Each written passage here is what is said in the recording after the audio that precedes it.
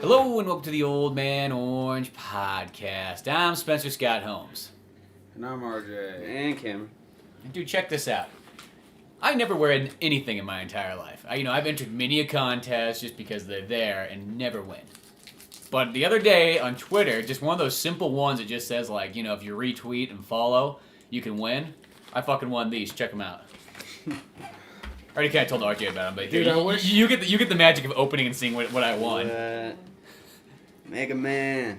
Dude, Mega Man 2 and Mega Man 3. Isn't that badass for honestly regular didn't Nintendo? think anybody ever even actually won those things. I never did either. I just kind of like they're so easy with this because like other ones, it's like I don't want to sit there and fill out my name and put my email address and put all this other stuff. Yeah. And it's like it sounds like a hassle. But on Twitter, it's just like I'm already following this guy, so click retweet.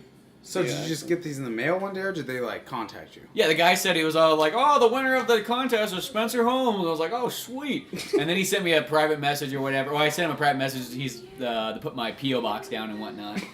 And then he sends back, he's like, oh, here you go. Here's the tracking number. It was just like real quick, too. Really? And the site that what it is like, it's called RetroScribe. And it's pretty much GameFly, but they send you like regular Nintendo games and Super Nintendo and Genesis and pretty much, I guess, old carts. So, so check them out on Twitter, and I think it's at RentRetroScribe. Okay. But, I know, I thought it was just badass.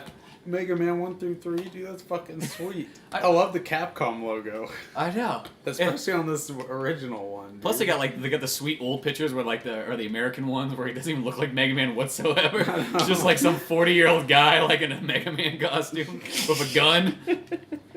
It's kind of creepy looking. How old are those? When they come out? I want to say the first one's 87. Okay. Like, Mega Man games are like 87, 88, 89, 90. Yeah. They just come out each year. But I love Mega Man 1. That's a great game. And the plus side is, strange enough, I never owned those games on regular Nintendo. Really?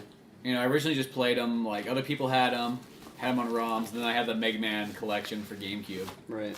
Which the only downfall of that thing was that they had the fucked up buttons on it. I don't know why. I just remember it was like on the GameCube, on the PlayStation 2, it was totally fine because Josh Bullock had the PlayStation 2 version. But on the GameCube, I want to say they made B jump and A shoot, and they fixed it on the X collection. But it was just like one of those ones like, why the fuck is it like this? I mean, somebody must have thought this was the best way to play it, but it was just one of those ones like, B should be shoot, A should be jump, like every other game there is on there. Yeah. And you couldn't change them, of course. Which is always a weird thing to me. I always, in any game, when you can't kind of like manipulate the controls, it's like, really? Yeah. I mean, so many games I play, I don't even think about it, but I always feel like that option still should be there, just in case that somebody fucks up. Yeah. It's strange to be playing so many newer age games, that have subtitles. When I go back and I play the original Halo, and Kim's like, I need subtitles. I'm looking in the options, no subtitles whatsoever. Now there is in the PC version. But the original Xbox version, it's just, I don't know. One thing I don't like is on some older games, you can't turn the subtitles off, though. That's the only downfall, too. There's like a trade-off to that. Dude, I think every game I turn subtitles on. Do you? Yeah, because, like, it's like I can't fucking rewind the fucker, so if I, like, miss a word or I'm like, what the fuck did he just say? Speaking of rewind, that really reminds me, I was playing Uncharted 2, and this has happened to me in other games before, where the audio just cuts out, but I'm like, maybe that's part of the movie. Like, maybe that, because, like, you can still hear some audio, so you're like, maybe it's supposed to be, like, that's an effect. Yeah. And then you just realize you're like, oh, fuck, no, it's not. Game bug. That happened to me on Batman Arkham Origins. They did that, too. There's a part, it was like, it must have been real important, because Commissioner Gordon was yelling and stuff, and the Joker was on the ground, he was shaking him, but there was no fucking audio. And at first I was like, we all came out of a fucking building, like, falling down many a story. So I was like, well, maybe he hit the ground and Batman lost his hearing or something for a moment. Yeah. Oh, no, never mind. That was just a glitch. Yep. That's what I was telling You sit there, you question it for about 30 seconds. Well, see, that's where then you start to panic because you can't fucking rewind it.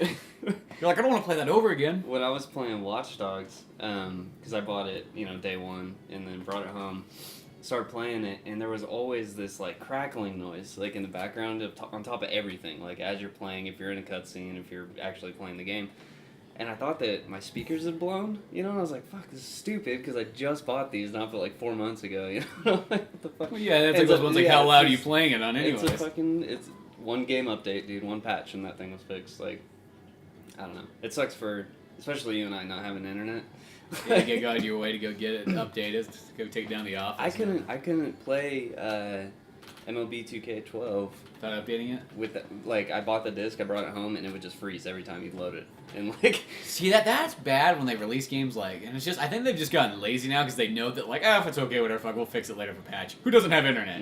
They do that kind of thing. It's just like, you know, it's like, it's like a lot of times I'll take my games down and go update them, and hopefully if I bring one home, and I assume it's not going to need an update, I'm just going to play it by faith and go.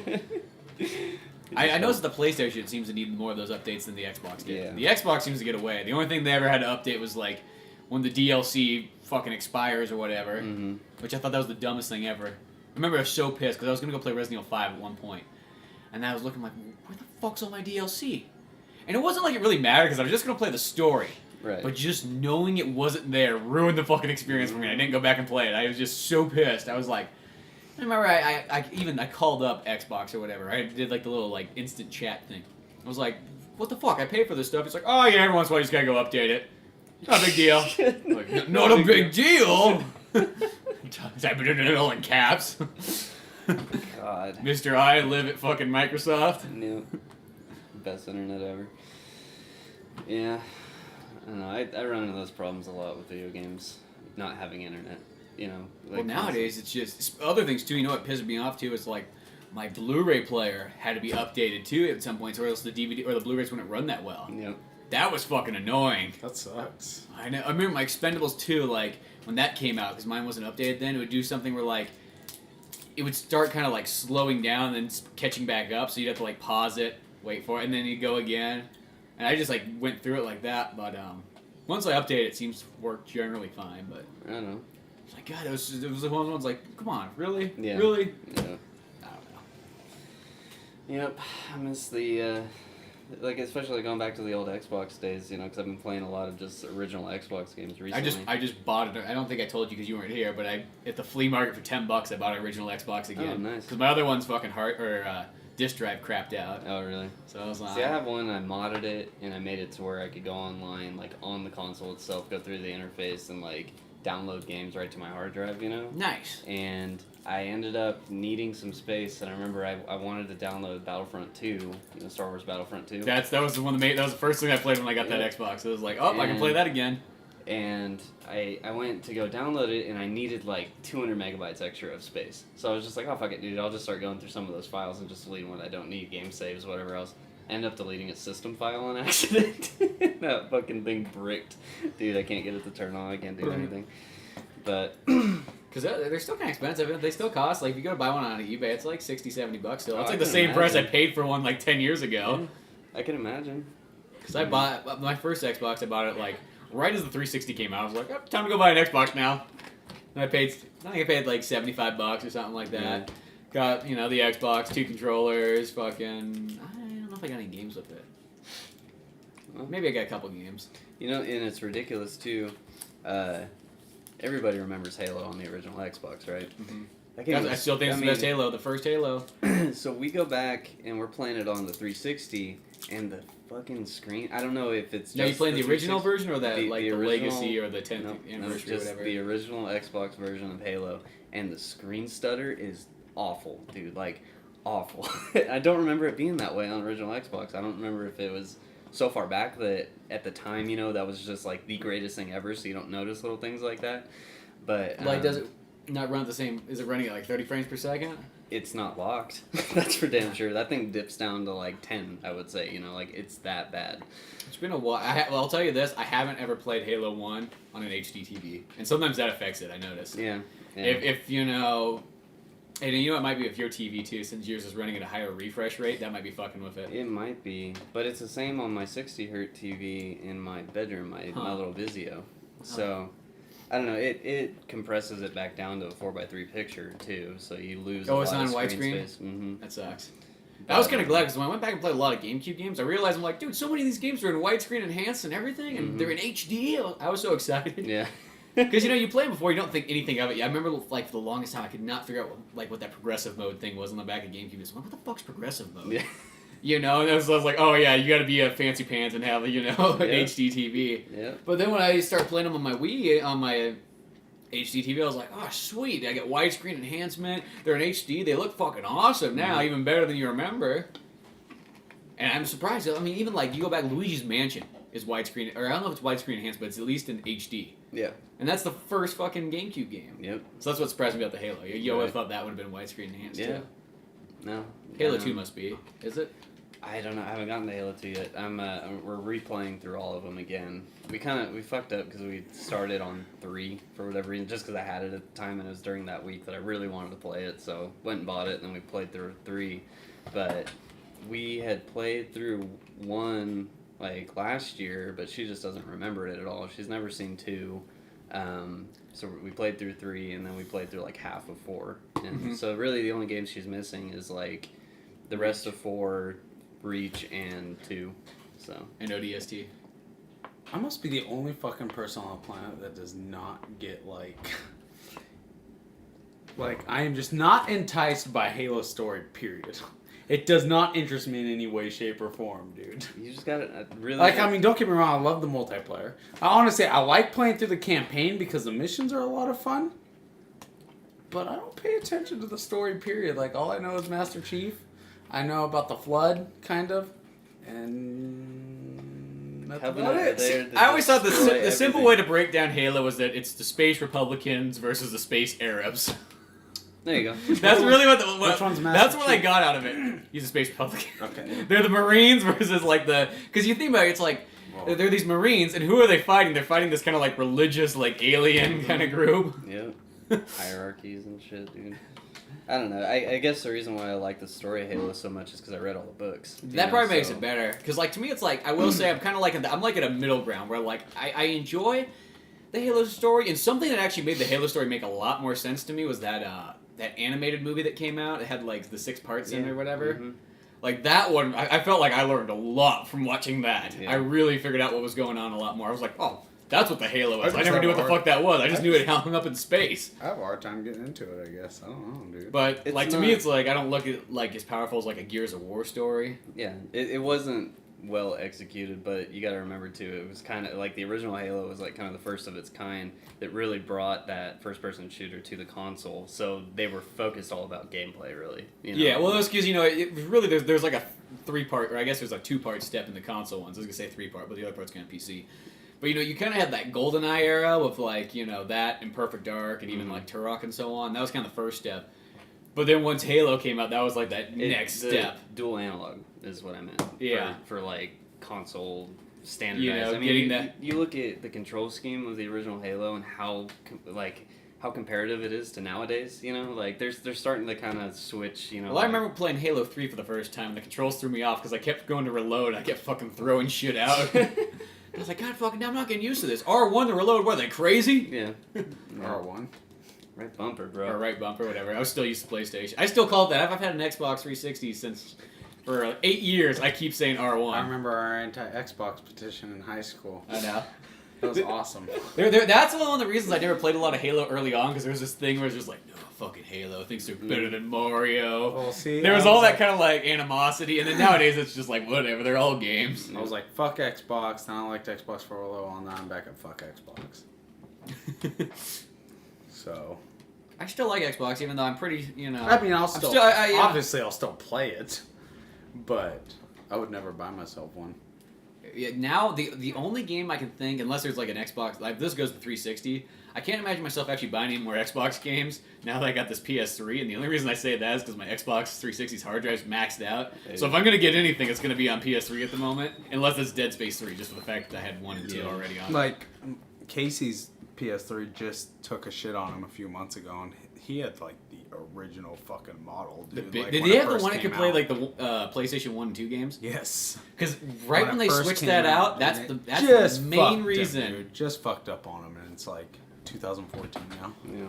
It's like my brother's been through like 3 Xbox consoles. I know people have been through like 10 in that amount of time. Yeah, that's I've my been second through one. 8 since 2007. That's ridiculous. But the nice thing about it is I caught, minus the very last one that I had to go out and rebuy, but all 7 before that, I caught them right before the warranties were up, so Microsoft just fucking replaced them for free. Granted, it's a hassle, you gotta wait fucking 2 to 3 weeks to get a new one, Some people have to wait like 2 months. My brother did, dude. Dunnigan had to wait like a long time too when his crap down on him. Yeah.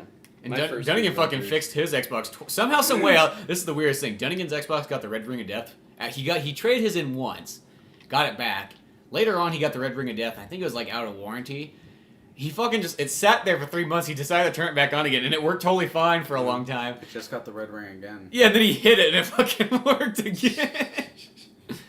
When my first Xbox got the red ring of death, I went online. I tried like all those like fucking tactics to Wrap try to it get in a back. fucking Yeah, the towel towel and and heat it shit. up.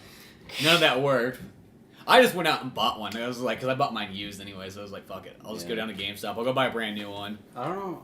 I'm pretty sure my brother's gotten the red ring of death on one, dude, but I don't know, even on the one that we have now that like he still has that I was playing, dude, it's like the disc tray's fucked up, dude. Oh yeah, because it's like you have to like kind of like jerry rig it open. Yeah, you can't even do that. You just got to keep pressing open, Yeah. open, close until it opens again. Yeah. But dude, every time I notice a trend, dude, when I first turn on the console after not playing it for like a few hours or something, it opens that first time. So now I know. I got to make sure I do it in that first go. I was thinking about like, you know, I mean, I know older systems don't have as much like crap inside of them, but like when you break down, did your PlayStation 1 ever break down? Negative. No, I have like 3 of them, and like none of them ever broke. You know, the first system I remember having problems was Dreamcast, and I went through 3 of them. And strangely enough, the Dreamcast that's lasted me the longest, I actually have 4 now because I bought another one, but was not the one I bought brand new. It was the one I bought at like a yard sale. Yeah. And then I bought another one not too long ago. I saw it at a thrift store. That's where I got it at. And I was like, fuck, I'm going to buy it anyways. Who knows when my other one's going to break on me. Yeah. But, you know, I think about even, like, you know, an N64, it's, like, never broke on me. Yeah. I think the worst, I probably went through fucking so many PS2s, dude. So many PS2s shit out on me. And usually it was That happened disk to drive. people, but that never happened to mine. Mine still worked fine the whole way through. I don't think mine ever got fucked up either. I think it still works, actually. I remember I used to always make sure to vacuum out the fucking back of it, though. Yeah. It's the only thing is one time I let it get a little too dusty, dude, and it kind of fucked with our dish tray. But when I like cleaned off the dust and shit, it like started working. Yeah, you don't realize how much dust is into your house until you start looking at the vents of all your consoles. Like, Oh, You know, I just get the shop back out and just start sucking it out the back and whatnot. I just use one of those cans. Well, yeah, the only about the cans I always get iffy about because like, if you tilt it like just slightly, it could like, freeze it. yeah, Yeah, it would suck. you know, You ever sprayed that shit on your hand before? yeah, Dude, fucking Spray hurts. it into my lungs. crazy. Fuck that, dude. It's not that bad. It's pretty fun. Like 20 seconds of fun. Yeah. You kill a shit ton of brain cells. Wah, wah, wah, wah. Yeah, I never got the low end, dude. I always got the high end, that fucking deafening. Just Dude, see, I got that at first, dude, but then I started getting whatever they call it, the wah-wahs, dude. The right, wah-wahs. like towards the like. But I haven't Sounds done like it a that bad much, child's dude, 'cause band. Yeah. I heard it can kill you pretty quick. Yeah. Well, If they, you do it you know, wrong, the but- kids in high school, they used to do those crackers, those little Whippets. whippets. Yeah, those Yeah, things, dude, those are fun. Those are fun, but you kill so many brain cells for like a minute of fun. I watch people go from like talkative, nice, happy, you know, whatever, to and then just fucking just retarded, just like straight retarded. Like, Dude, everything goes in, dude, when you're on whippets, dude, everything's like slow motion, Yeah. dude. Yeah. You're just like, what the fuck? Oh, I got leg cramp. Like, Anyways, so something I want to talk to you about, Spence, that I haven't been able to see you since I got back. Starbomb at RTX. Dude. I know you told me you gave me a little snippet of it on like a text message, but how about you give us the whole RTX experience? Okay. Well, the first day, we showed up on a Friday, and that was actually 4th of July. And you go to the convention center, and they had registration like from 8 o'clock till noon. So we showed up like 11:30, somewhere around there, you know. The convention center is so fucking huge, dude. Like, if you were to literally walk, because you imagine it in like a giant square, if you were to walk from, say, one corner all the way around the entire building back to that corner, it'd probably take you a good like 20 minutes of like straight walking. So Wow. Yeah, just to give you an idea of how big this place is. There were lines that were lined up on the inside walls of the hallways, all the way around, and then stretching out to the outside walls of the hallway and going all the way around. Huh. So like when we first showed up, we were like, fuck, you know, because like we're walking for like 15 minutes and we finally find the end of the line. So we get there, stand in the end of the line. And then, like, it took us almost an hour to get in, you know? So by the time they actually opened up doors, started letting people in, it was, like, 1 o'clock by the time we actually walked in. So anyway, so we get into the convention center. We go down on the main floor. There's Mega 64s there. They have the Behemoth, those guys that make those, like, Flash-type games and stuff. I was thinking the band Behemoth. Yeah, Behemoth's there. That was a sweet band. Titanfall was there. They had a whole area set up with like Xbox Ones and PS4s and stuff, you know, that you could just walk up and just play whatever, you know, that they're showing off, like Trials Fusion and Assassin's Creed 4 and like all these different Assassin's games. Creed and stuff. 4? Yeah. Not 5? Mm-mm. No, not this. I mean, 5 only comes out in a couple months. That's the reason I say that. It's like 4. I was like, here's a game that you probably should already get. I mean, Here's the one you've already played. Check it out. You could buy it for $10 used now, you know. So I just saw it on GameFly. It was $10. I was like, oh, I should get that. So the first day was just kind of exploring the convention floor. We like I said, checked out all the different vendors and stuff. We got like a couple T-shirts and things from different internet companies that are around there. Saw the 343 booth, you know, that has, you know, all the Halo shit, you know, and they had this whole like glass like setup that has like shit that's like super old Halo, you know, like figurines and things like that, you know, and just showing off. I always like when they have just a bunch of cool action figures. So, like at Comic-Con, I thought that was the coolest part too, is just looking through all this. Like, oh my god, I remember all these action figures. There's all the X-Men ones from 1992 and all this stuff. Mm-hmm. Also at the 343 booth there, they had CRT, like old-ass CRT TVs with original Xboxes playing Halo 2, you know, and you can go in and have like tournaments, like 16-player tournaments and shit. So Nice. they had that. They had an MLG stand there to where I can't remember the name of the pro that was there. I think it was Ghost Ayami or something like that from Halo 2, like that old pro. And That like, old pro, you know, the guy's fucking, like, it was 10 years ago. He's like, please don't call me the old pro. Yeah. But, yeah, you could play against him, and if you, like, won, you beat him like, or what, you whatever, get, like, kick him in the balls or you something? get, like, different prizes and shit like that. So, I mean, that was like, essentially the main floor. Come beat the old fogey in gaming. That just sounds like that poor guy. It's like, he's like, there was a time when everybody looked up to me, and now I'm just the guy that, 10-year-old kids come up and beat me at Halo, and then they're going to kick me in the balls and my mothers give me $10. The cosplay there was fucking awesome, dude. I mean, like, it being Rooster Teeth, a lot of people dress up as Red vs. Blue characters and stuff like that, So you see a lot of fucking Spartans and Chiefs walking around and shit, and just beautiful armor sets and stuff, that people mold and craft themselves. Beautiful? Yes, beautiful. Beautiful. They were gorgeous, dude. You gorgeous looking at armor. this guy, just like, Gorgeous. holy shit. How about tough? Yeah. Rugged. Okay. I did see it's from the Resident Evil movies, the Umbrella Corporation, the guys in the full SWAT outfit, like with Hunk? carrying around a briefcase with 2 vials in it and shit, dude. Nice. That was pretty cool. Next thing you know, he starts stabbing people. I saw employees. Right? He's like, I can walk around freely here. Nobody's gonna notice. They're all smashing vials. Next thing you know, like, what is Exists that guy outbreak. doing? Wow, they're really into it. There was a range of Star Wars stuff out there, stormtroopers and shit like that too. Sweet. I saw a female shepherd walking around from Mass Effect. Dude, her suit was fucking badass, and she had the little... Not just a female, German Shepherd walking. Yeah, yeah, there's a female German Shepherd. Well, the weird thing about Mass Effect, though, it's like, what do you dress up as? Because you can make your character look kind of whatever you want, even though you don't... It's just the... You don't have a whole lot of choices. It's like, okay, my guy can be shaved head, very short, or have a light mullet. Mm-hmm. Well, she had the... I had the light mullet. She had that standard N7 armor on that it's on all the covers. Technically, I guess you could just be whatever you look like, you just put the armor on, Yeah. And that's even the truth, the armor, when you think about it. I'm like, you switch through so many different armors in that game. Mm-hmm. There's a lot of Ruby cosplay that guy Monty Owen does. You know, his new show through Rooster Teeth is like an animated show that he makes called Ruby. A lot of Ruby cosplay. I got to see, this is still all on the first day, I got to see Bungie. They did basically a showing of the alpha of Destiny. I know. Dude. The summer one just came out, I saw. Mm-hmm. The alpha, I mean, like, the multiplayer, the 6 vs 6 is fucking sweet, dude. It reminds me a lot of Halo, but it almost has that, from what I could see, like, you know, you get, like, super moves and shit like that, you know, so it almost turns it into, like, Unreal Tournament, you know? Like, yeah. Or Unreal Championship, I should say. So I got to watch a whole thing on that, and, you know, a bunch of different teams were, like, you know, a crowd-based team versus, like, Bungie, you know, and they were, like, going back and forth and stuff. Now, with Destiny, can you play that game offline?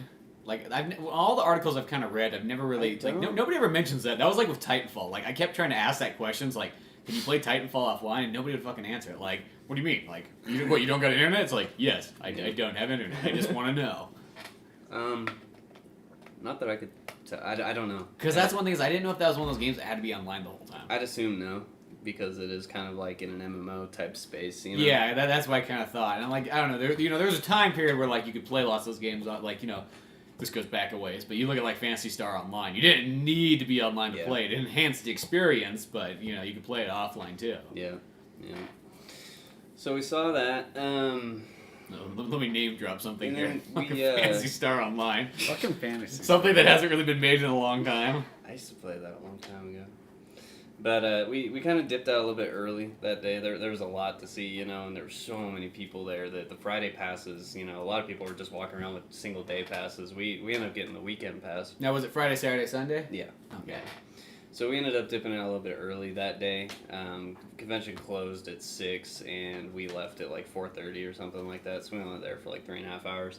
But we get back to the apartment at Dan's house, and all of a sudden, because like I downloaded this RTX app on my phone, and like basically what you could do is you could set your schedule on there. Yeah, I and, remember like, talking about that in the podcast. Yeah, and it gives you like updates on the like, oh, your panel starts in an hour, like go stand in line. See, you know, that's whatever. sweet because that's something they need at Comic-Con, and they might, you know, Oh, at least the one I was absolutely. at, because I fucking missed Lando talking. Mm. Lando Calrissian was talking, and I missed it. Billy D. Williams. Shit, I got to see him, but I didn't get to see him talk. Yeah. I even download the app. I didn't even fucking go. Yeah. I just want to be up to date. And they shoot out like messages. Just send messages. Cameron, where you at? You're supposed to be there right now. What are you doing? The first night, I guess right as they were closing, somebody pulled a fucking fire alarm down there. So all of a sudden, I'm getting all these updates on that app, you know, saying like, oh, we gotta cancel all tonight's events because the convention center's shutting down because some asshole pulled a fucking fire alarm. I'm getting Twitter updates fucking constantly from the RTX event, just like so many people were so mad. Whether or not they caught the guy or not, I'm not sure, but they had to evacuate the whole building. See, and that stuff. sucks. It's like they have to go through and Mhm. check everything, and then Yeah. it's...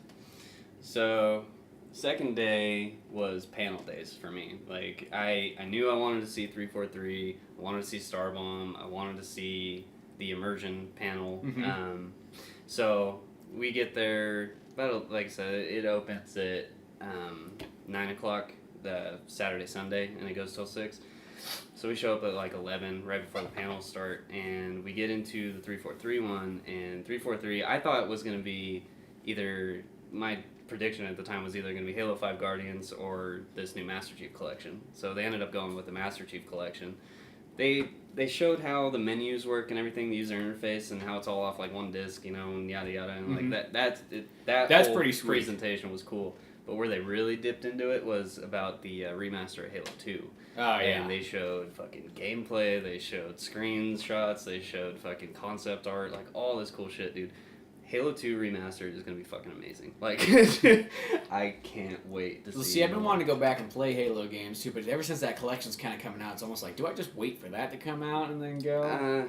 Yeah. It's like, the only downfall once again is like, I was looking at some of the games and it's just like, I'm like, oh, well, the games that I really want, The Evil Within, well, that comes out for PS3 and it comes out like in 2 months. Yeah. So it's like, well, I guess that's not selling me a system right now. Yeah. Fuck, I thought that game came out longer than 2 months from now. I think it's all of a sudden early 2015. No, I just got a new Game Informer, and I looked at it there. I was like, "What the fuck?" So then I went to go check it on Amazon because like I don't trust. I was like, I need to double check this.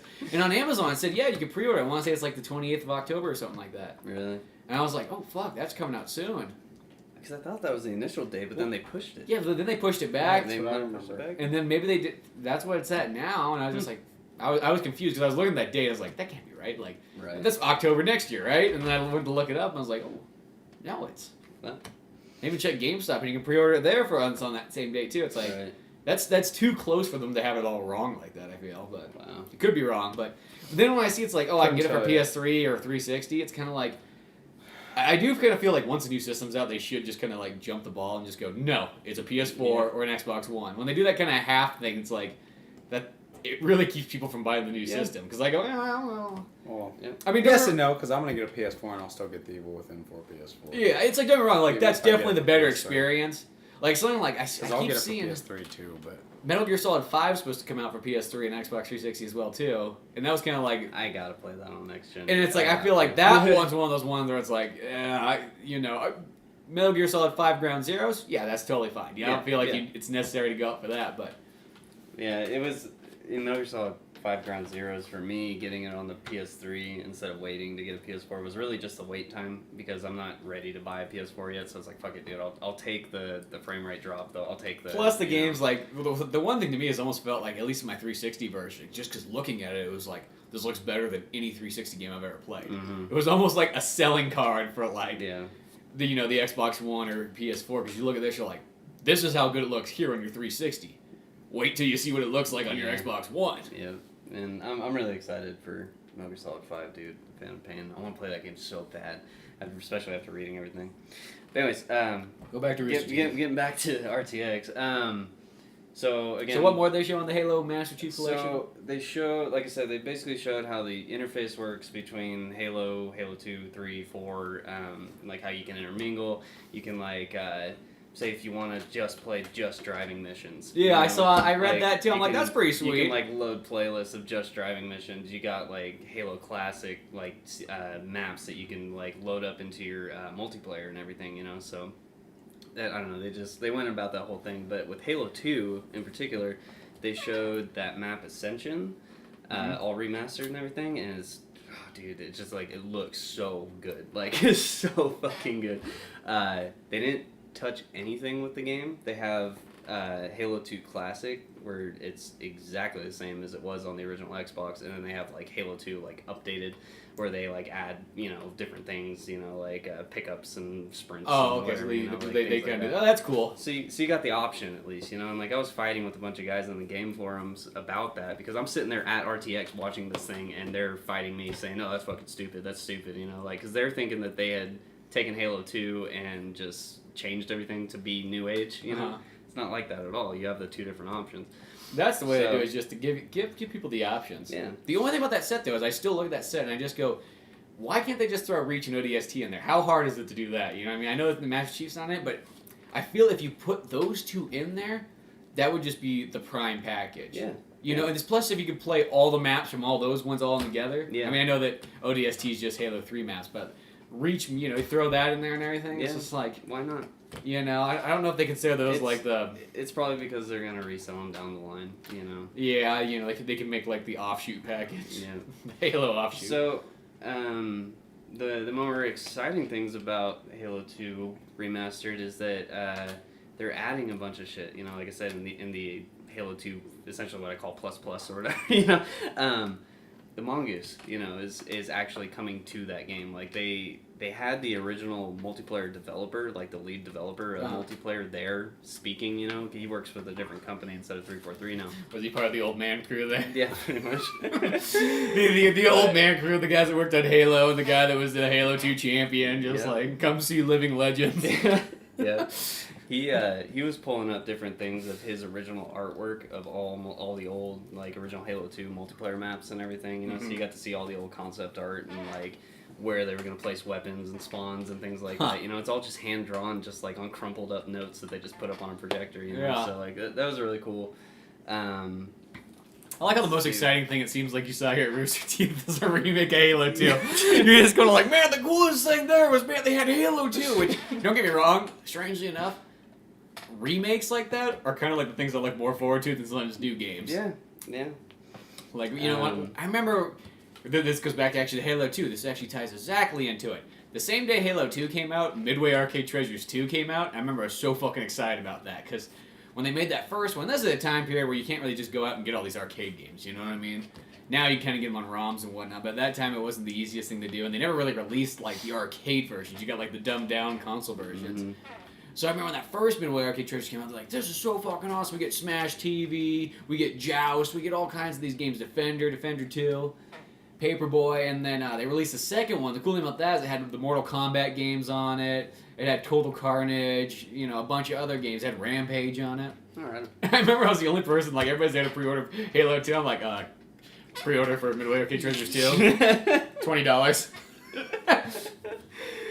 So it's like, lots of times, I get just as excited about, like, kind of, like, collections and whatnot. Right. I remember, like, the GameCube was a great era for that, because even they had that Sonic collection that came out. They had the Mega Man X one, the Zelda collection. I thought that was the coolest thing. And I mean, nowadays, once again, it's kind of like you got ROMs, and sort of ROMs are always like slightly better versions of play.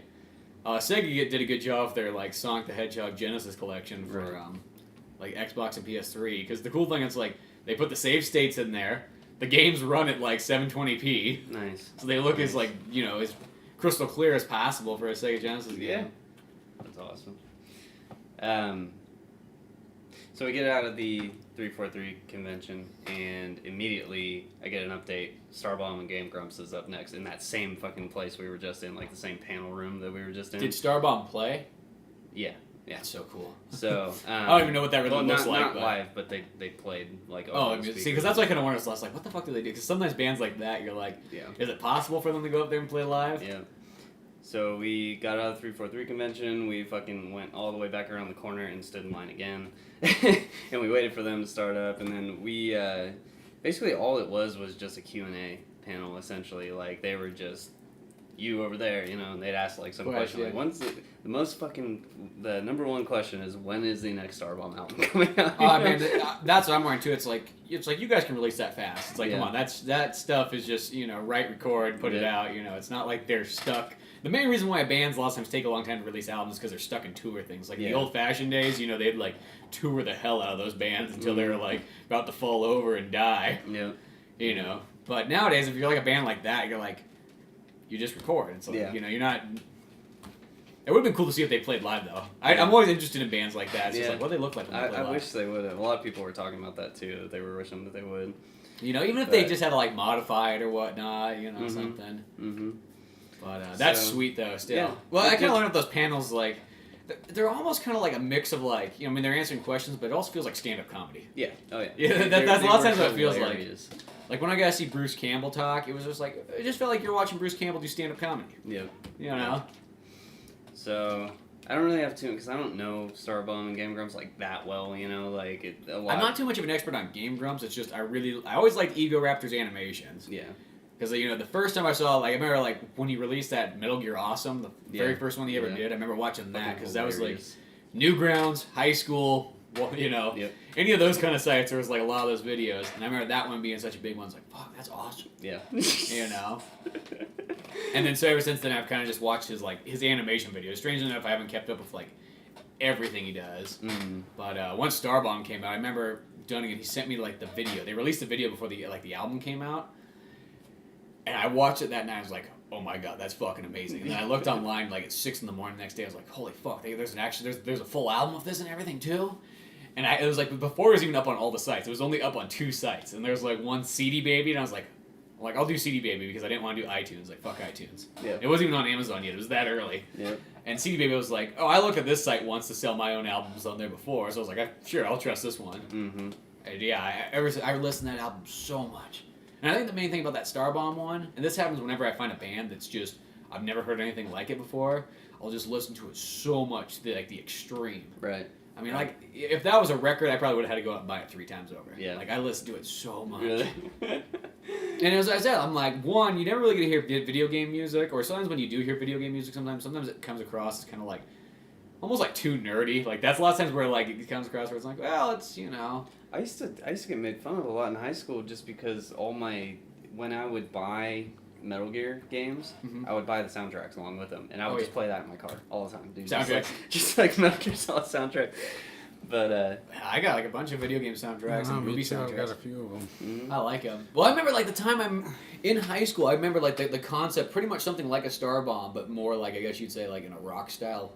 Or something just like, I was saying, like, dude, what if you just did a band where you just wrote a bunch of video game songs? But, like, the time you're like, oh, you'll be fucking ridiculed. Where the hell are you going to release that at? Yeah. Nobody's going to come fucking see you do that. Yeah. And then, lo and behold, like, it's all possible Someone now. But bites there was a on it. time period where it's just like, it was like, it's the same thing with Let's Plays, too. It was like, nobody's going to fucking watch this. But, like, back in the day, the idea of it just, and then later on I go, oh, fuck, that took off. I'm like, too bad I didn't continue that idea. Yeah.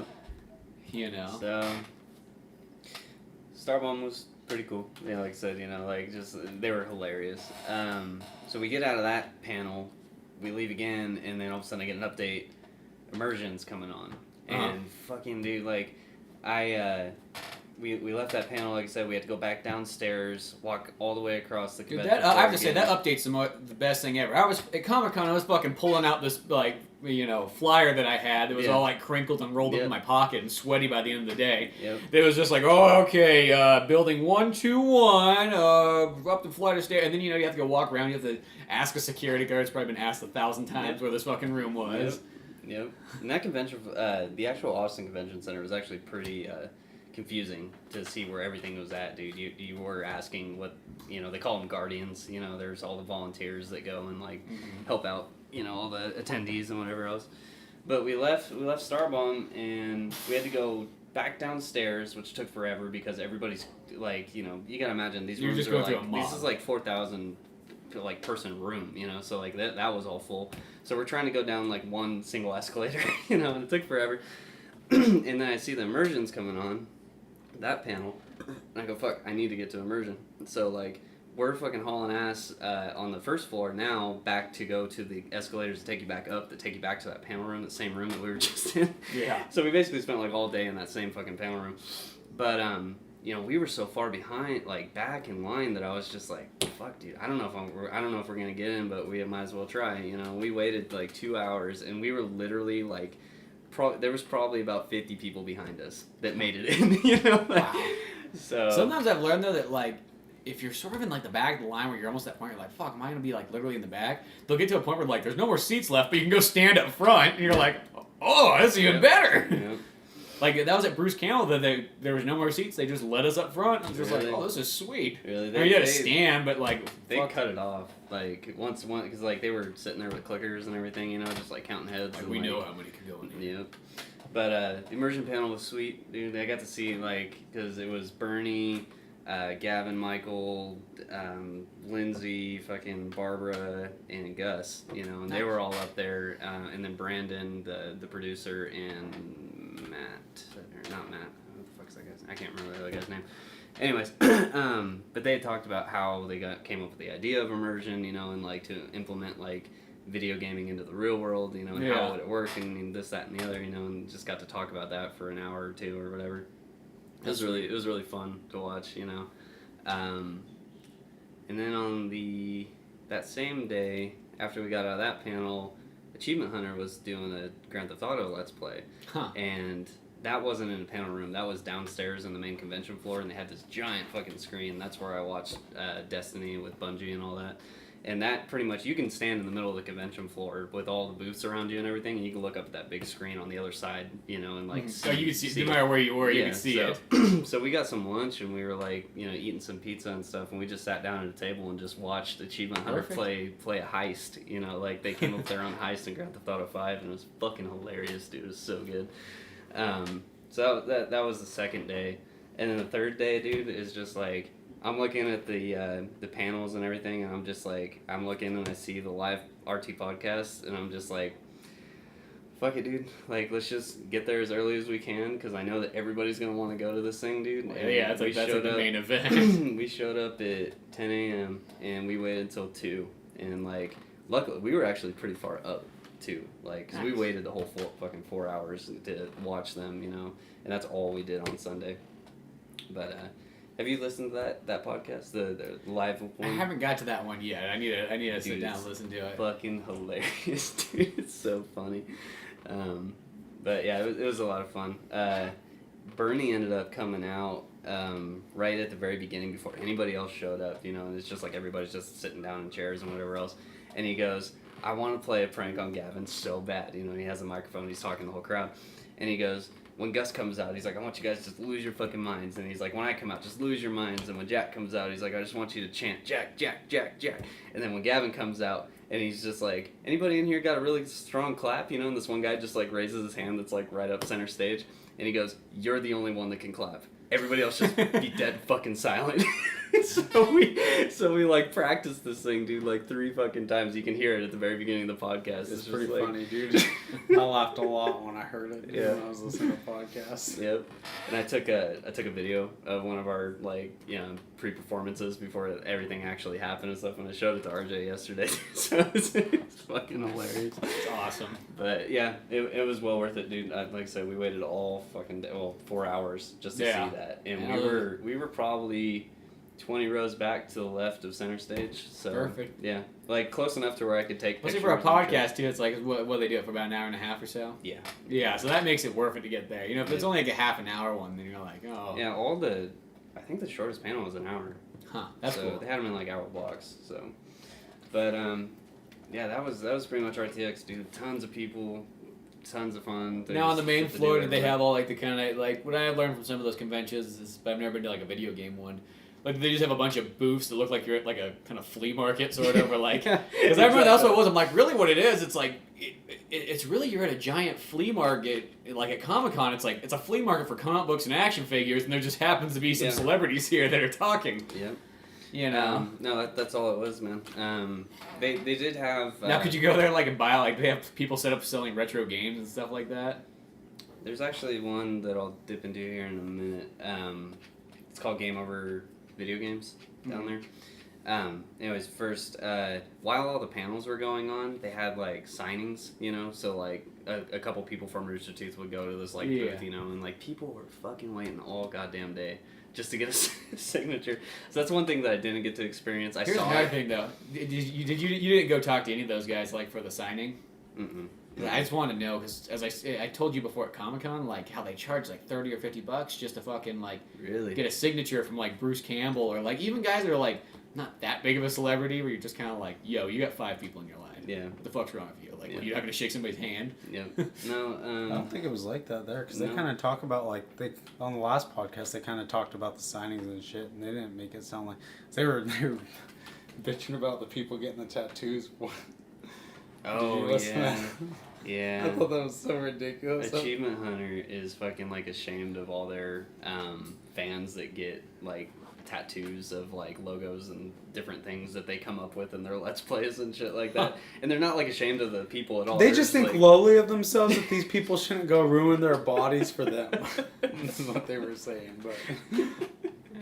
Dude, I give them props, dude. They were talking about that one guy, dude, that like got the signature, ran and got the tattoo, came back, was like, all right, I got the tattoo. Yeah. They're like, did you just go get a tattoo of my signature? Like, yeah, this one guy has everybody from Achievement Hunter's that's badass, like signature tattoos. That's badass if you ask me. I'd be like, dude, I'd fucking be all about that. I would get a Tower of Pimps, like maybe on my fucking. Oh, dude, they were talking about that too, actually,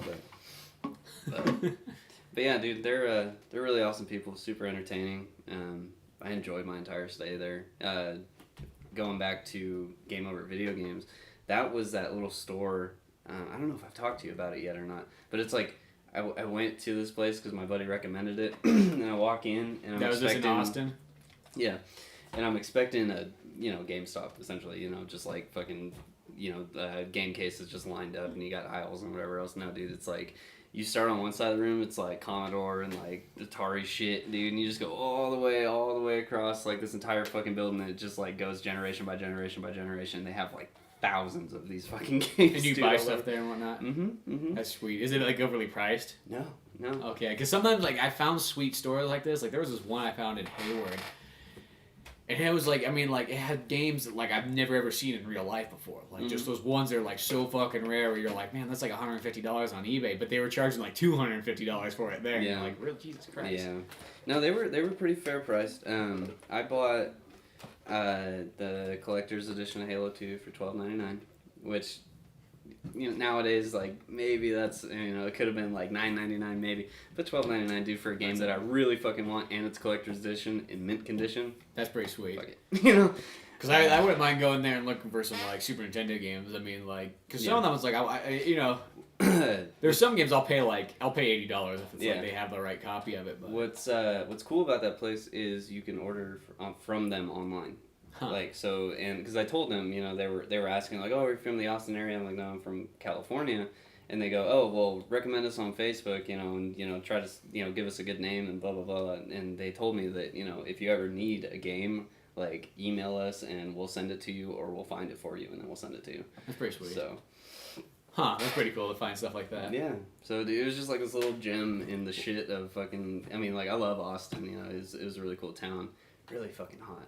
Yeah, I say that's one thing you gotta put up with down there. Really hot, and public transportation sucks, and cab drivers are expensive, dude. Public transportation is really crappy down there? From what I could tell, yeah. That's probably a lot of American I- towns, though. There's like, New York's probably about the only town that's got good public transportation. Yeah. Or take it back, Portland does too. But other than that, though, it's like, I always hear it's like, you know, San Francisco doesn't have that great.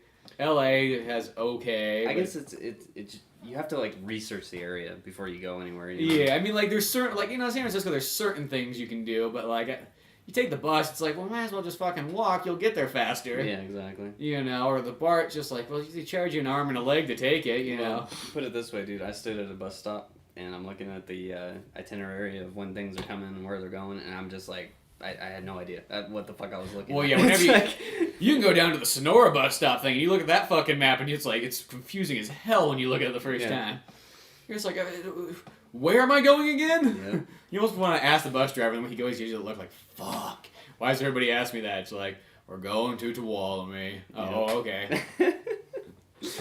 Yeah. There's a really cool sandwich shop down there called Thundercloud Subs, and they're fucking everywhere, dude. They're all over Austin. But they make awesome sandwiches. I would recommend to anybody. I who love goes me a Austin, good sandwich. Dude, go to Thundercloud Subs. That's a fucking cool place. As for barbecue, we went to this place called the Salt Lick. It's actually north of Austin, but there's actually one near Austin too. But we went to this place, and essentially, like, when you first walk in, it's kind of it's kind of like a buffet type thing, but they bring you food, you know, type thing. So you pay $20, and they, like, bring out this fucking platter of meat, dude, that it's like, it has to be at least like 6 inches tall by, like, this plate that's got to be like 12 inches wide, and they're just like, here you go. Well, you just go like, give me some of that, and they put it on your plate for you? They just give you everything, man, because That's there's badass. this giant fire pit thing that's, like, right in the center of their kitchen, and they're just slabs of meat, dude, just cooking constantly. So, like, we ate there, got through, like, 2 of those big-ass plates, you know, and, like, fuck, you know, so, and it's, like, it's brisket, it's fucking sausages, fuck, I don't even know what else was on there, dude, I was just eating everything that I saw, but really good place, decent Nice. atmosphere, I remember Austin was on, like, my list of places, like, when I was thinking about moving somewhere, I was like, Austin was one, because I'm like, dude, it's really fucking cheap to go there. Mm-hmm. Like, it's funny on Rooster Teeth, they talk about how it's getting expensive. I'm like, yeah, no, it's expensive compared to California. Yeah. I'm like, your place is still, like, you know, a dime a dozen. Yep. Especially if you compare it to, like, San Francisco, LA prices. Yeah. Just like, Oh my god. Yeah. No. I was like, Austin, that was the cheapest city out of all the cities I looked at. It was cheaper than Utah, Salt Lake City, cheaper than Portland, cheaper than Seattle, cheaper than even Tennessee.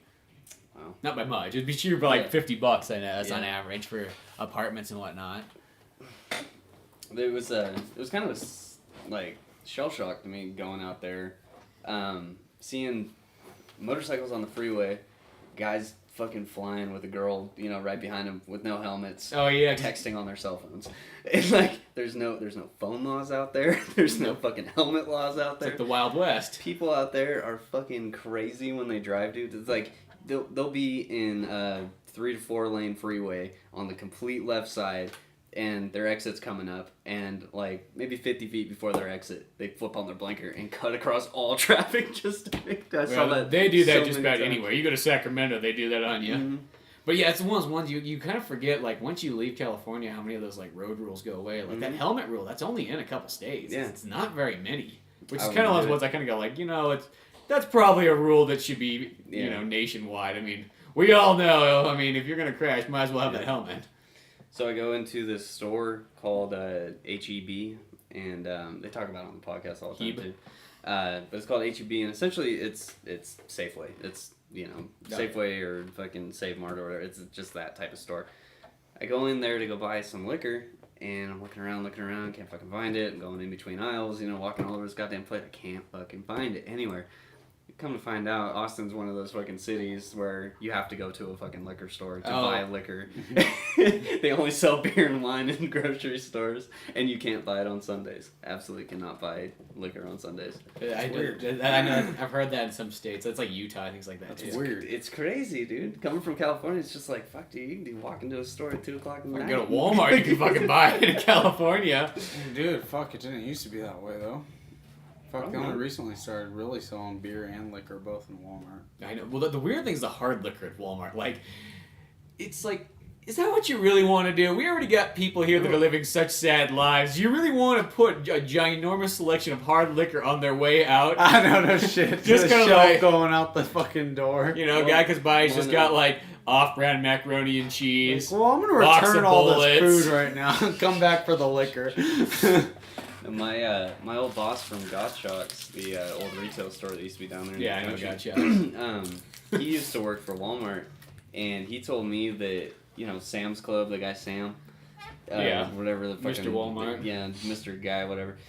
He always said that he never wanted tobacco products or alcohol products in his stores. The moment The second he died, they put it all in there. The moment he died, they just fucking slam those stores full of those things, man. It's ridiculous.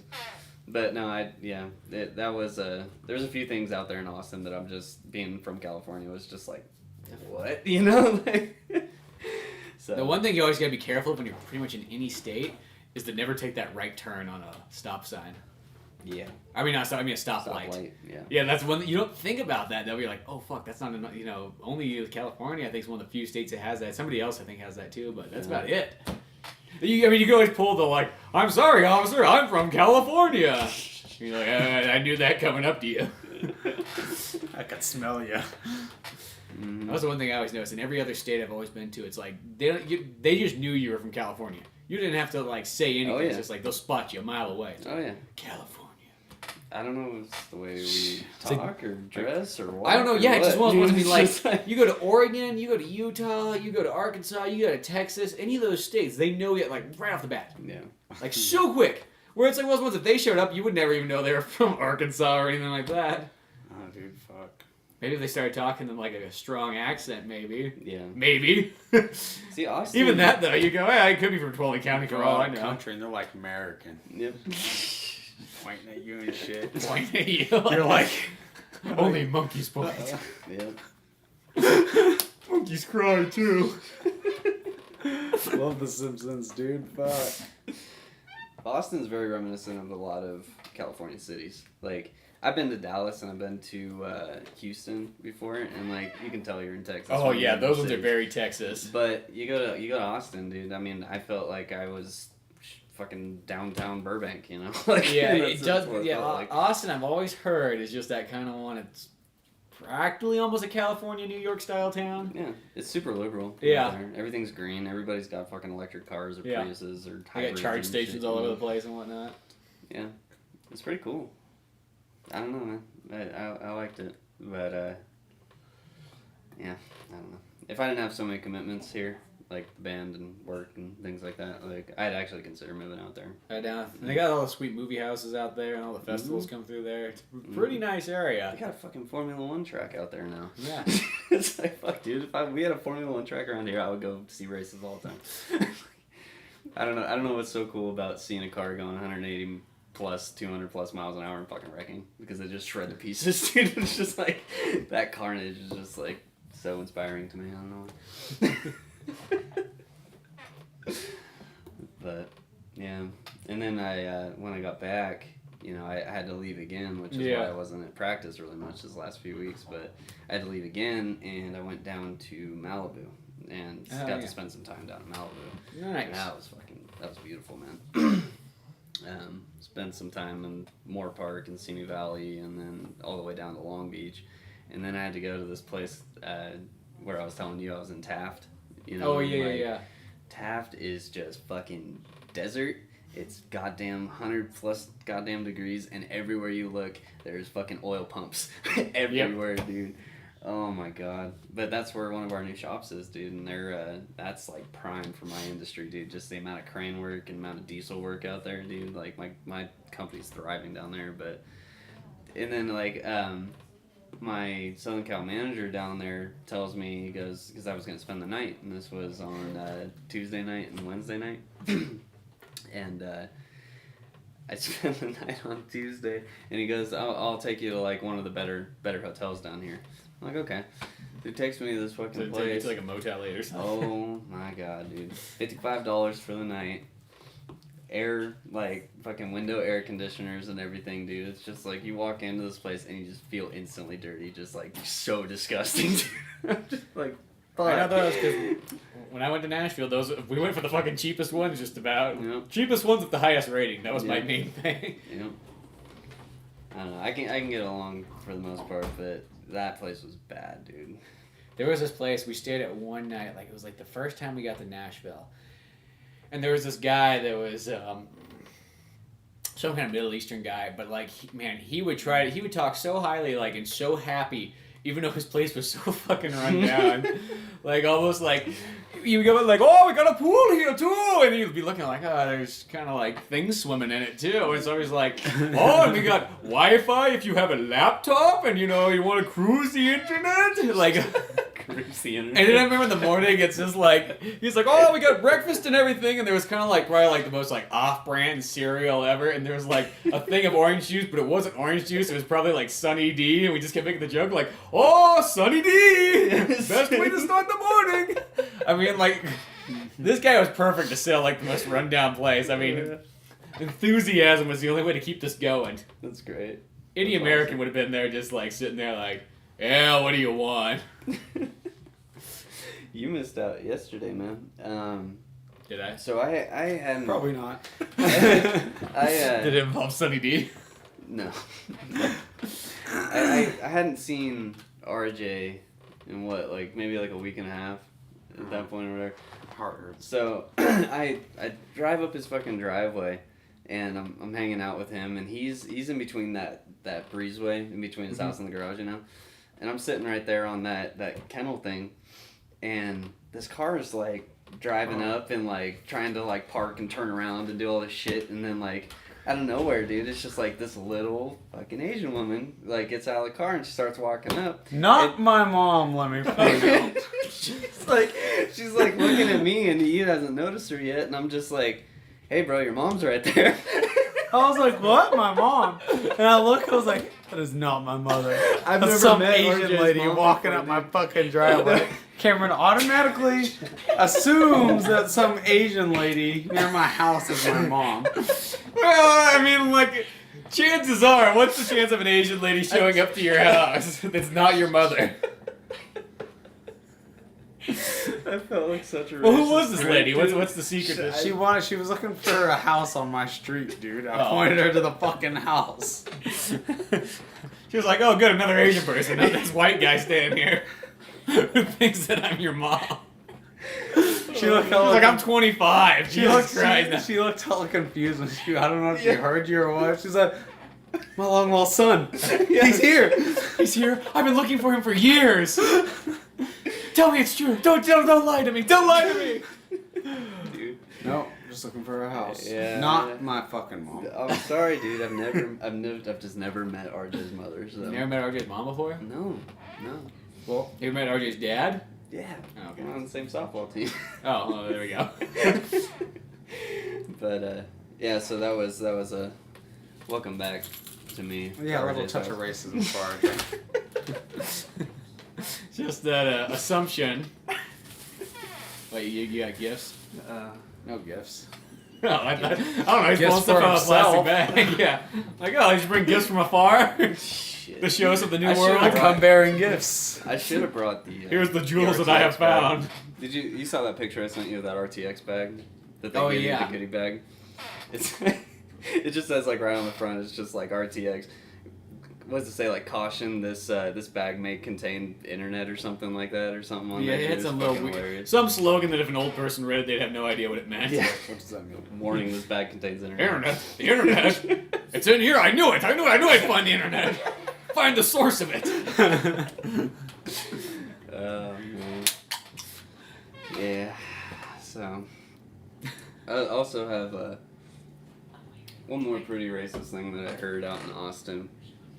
Well, when you go to Texas, Dude, racism you go to just kind of a Texas and common you come thing. back and you got all this racism in you. What the fuck? I don't know, man. Just have to get it, It out. wasn't me that said this though, dude. It just flows in the air down there. I almost lost my shit though. So we go to this is I think was like the day after the event or whatever. It might have been the day of the event. Anyways, we go to this place called P. Terry's, and P. Terry's is essentially what I can compare it to In-N-Out here. It's essentially the same fucking place. It's just different burgers and different fries names, and soda, milkshakes. So we get all of our food. And then that's it. Yeah. Because that's all I know. And then people tell me about the Burgers, secret fries. menu, but I've never really seen any It's of not this. even really secret. It's like you can just add more patties to your burger, get your fries different. Yeah. So Somebody told me there was like secret like chicken tenders on the menu. I don't know, maybe. I've never seen them I yet. never eat chicken tenders from In-N-Out, I don't think. So, we order our food, we sit down, we're eating our food, and then we're done. And we all stand up, and as we stand up, this black family walks in. And it's a mother, father, and like African-American, bro. three kids. So I'm tossing. At least away. it wasn't an Asian family walks in and you're like, call Archie, I think your mom's here. I think I found your family, bro. So Oh, that must be Cody. There's your brother right there too. So I'm throwing away my trash, and this kid is looking up at the menu, and he's talking to his mom, and he goes, "Hey, Mom, am I gonna get a single cheeseburger?" Because they got single, double, triple, whatever. And this woman just stops and looks at her child, and just goes, "Nah, nigga, you getting a double cheeseburger." And I'm like, oh my god. I almost lost my shit. I'm like laughing as I'm like leaving out the door, and everybody else with me didn't hear it. Or they just don't care because it's kind Nah, of weird nigga. that when you get sort of towards that southern area, they just sort of freely say it, unlike California. Dude, it was something else. Nigga runs rampant everywhere, dude. Fuck. Yeah. So that was a cultural experience of Austin. I like sort of like the cultural stuff. Like when I finally got deeper into the South, where like people are like, "Yo, boo, what do you want?" Yeah. And you're like, "Ooh, a little bit of culture now." None of this. I remember like the northern part of Texas. I was so bummed, like, because that was one of the first places I went to in Texas. I was so bummed there was no accents in that area. I was like, "What the fuck is this? Dude, accents? What's wrong with you people?" Fulton County's got more accents than here. Dude, Austin, fucking full of hipsters everywhere. That's my only thing about Austin now is like, it's become pretty much the hipster capital of the U. I- That in Portland, I guess, but like, those are the two turnoffs to going there because it's just like, oh. Yeah, we go and do that sandwich shop that I was telling you about called Thundercloud Subs, and we're ordering our food, and they are just the most unenthusiastic people ever. Dude, you're just like, yeah, I want this, and you know, like this kind of sandwich on turkey with provolone, blah blah blah. What kind of bread? And just like this straight fucking face, dude. It just, I don't know, it tripped me out because I don't see too many of them up here. Well, where up we're here, at. you have like those few ones. They're kind of like by themselves. They don't really have a gang to hang out with. They're just Yeah. kind of singled out. Yeah. But the concept of just go to an area with a bunch of hipsters, just Yeah. with like attitude problems. I guess just that thing. It's not like a hipster could really. There could be a great hipster out there too, but just that thing when you see those ones, they're like they're so I don't fucking know. picky about like what they like, and it's like fuck those guys. Yeah. That and I don't know if I could take any of that folk indie music. That stuff's so hard to. No shit. That is some of the worst music I think out there that I can handle. Yeah. You know, you are like one step into being country almost by that point. And it's weird because there's folk bands I can think of that are actually totally good, but it's just that hipster style of folk. Hipster style of You know, anything. Bruce Springsteen does folk. It's so Hipster different. is the style, bro. It was cool before that. Oh yeah, true. Sorry, I forgot. You know, Have technically you ever hipster's a heard trend. that It goes joke? back to like the 50s almost. Have you ever heard that joke saying, how many I'll tell you the joke. How many hipsters does it take to screw in a light bulb? How many? That's some obscure number. You probably never heard of it. Fucking hipsters. Oh, we know that's more than one then. Yeah. I knew it took more than one hipster to screw in a light bulb. Fucking hipster. Man. Yeah. I wonder how hipsters and like kind of like cowboys mingle down there, or rednecks and whatnot. Probably as good as rednecks mingle anywhere. Yeah, but I mean, like, how do they like intertwine together? I don't know. I did see a lot of fucking cowboys though, like straight Wrangler jeans, boots, cowboy hat, button-up shirt. You know, the whole fucking. Belt buckle, thumbs in the fucking waistline. And then he jumps into tucked in t-shirts. Yeah, and then he cowboy he hats. walks out. He's got his spurs on and everything. The Big motherfucker old walks out trucks in and tires. He walks out in the parking lot and he jumps in a fucking Prius. I'm like,